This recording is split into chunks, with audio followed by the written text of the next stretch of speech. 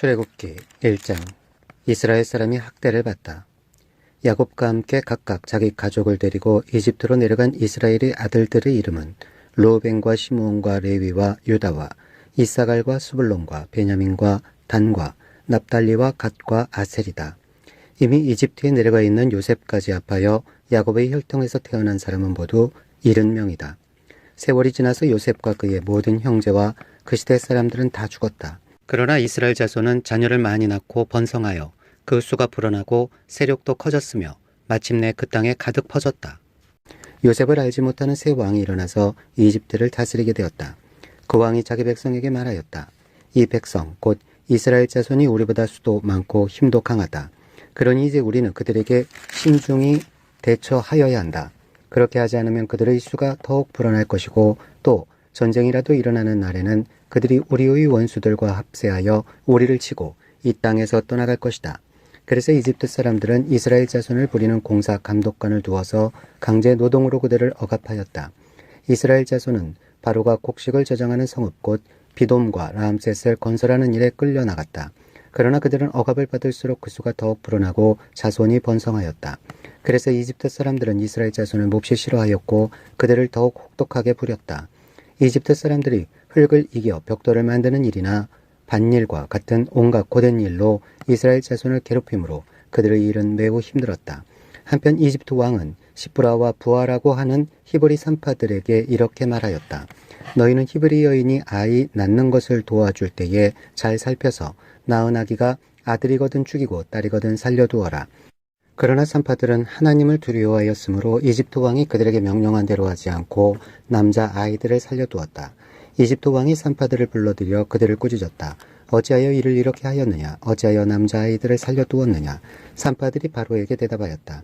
히브리 여인들은 이집트 여인들과 같지 않습니다. 그들은 기운이 좋아서 산파가 그들에게 이르기도 전에 아기를 낳아 버립니다. 그래서 하나님이 산파들에게 은혜를 베풀어 주셨으며 이스라엘 백성은 크게 불어났고 매우 강해졌다. 하나님은 산파들이 하나님을 두려워하는 것을 보시고 그들의 집안을 번성하게 하셨다. 마침내 바로는 모든 백성에게 명령을 내렸다. 갓 태어난 히브리 남자아이는 모두 강물에 던지고 여자아이들만 살려두어라.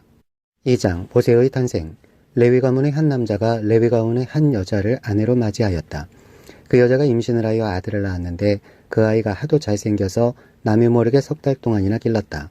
그러나 더 이상 숨길 수가 없어서 갈대 상자를 구하여다가 역청과 송진을 바르고 아이를 거기에 담아 강가의 갈대 사이에 놓아두었다.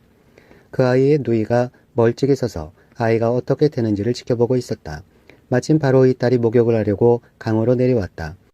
시녀들이 강가를 거닐고 있을 때에 공주가 갈대 숲속에 있는 상자를 보고 시녀 한 명을 보내서 그것을 가져오게 하였다. 열어보니 거기에 남자아이가 울고 있었다. 공주가 그 아이를 불쌍히 여기면서 말하였다. 이 아이는 틀림없이 히브리 사람의 아이로구나. 그때에 그 아이의 누이가 나서서 바로의 딸에게 말하였다. 제가 가서 히브리 여인 가운데서 아기에게 젖을 먹일 유모를 데려다 드릴까요? 바로의 딸이 대답하였다. 그래, 어서 데려오너라. 그 소녀가 가서 그 아이의 어머니를 불러왔다. 바로의 딸이 그에게 말하였다. 이 아이를 데리고 가서 나를 대신하여 젖을 먹여다오. 그렇게 하면 내가 너에게 삭슬 주겠다. 그래서 그 여인은 그 아이를 데리고 가서 젖을 먹였다. 그 아이가 다 자란 다음에 그 여인이 그 아이를 바로의 딸에게 데려다 주니 공주는 이 아이를 양자로 삼았다. 공주는 내가 그를 물에서 건졌다 하면서 그의 이름을 모세라고 지었다. 모세가 미디안으로 피하다. 세월이 지나 모세가 어른이 되었다. 어느 날 그는 왕궁 바깥으로 나가 동족에게로 갔다가 그들이 고되게 노동을 하는 것을 보았다. 그때에 그는 동족인 히브리 사람이 이집트 사람에게 매를 맞는 것을 보고 좌우를 살펴서 사람이 없는 것을 확인하고 그 이집트 사람을 쳐 죽여서 모래 속에 묻어버렸다. 이튿날 그가 다시 나가서 보니 히브리 사람 둘이 서로 싸우고 있었다. 그래서 그는 잘못한 사람에게 말하였다. 당신은 왜 동족을 때리오? 그러자 그 사람은 대들었다. 누가 당신을 우리의 지도자와 재판관으로 세웠단 말이오? 당신이 이집트 사람을 죽이더니 이제는 나도 죽일 작정이오? 모세는 일이 탄로난 것을 알고 두려워하였다. 바로가 이 일을 전하여 듣고 모세를 죽이려고 찾았다. 모세는 바로를 피하여 미디안 땅으로 도망쳐서 거기에서 머물렀다. 어느 날 그가 우물가에 앉아 있을 때이다. 미디안 제사장에게 7딸이 있었는데 그 딸들이 그리로 와서 물을 길어 구유에 부으며 아버지의 양떼에게 물을 먹이려고 하였다. 그런데 목자들이 나타나서 그들을 쫓아버렸다. 그래서 모세가 일어나서 그 딸들을 도와 양떼에게 물을 먹였다. 그들이 아버지 루우엘에게 돌아갔을 때에 아버지가 그들에게 물었다. 너희가 오늘은 어떻게 이렇게 일찍 돌아왔느냐? 그들이 대답하였다. 어떤 이집트 사람이 목자들의 손에서 우리를 구하여 주고 우리를 도와서 물까지 길어 양떼에게 먹였습니다.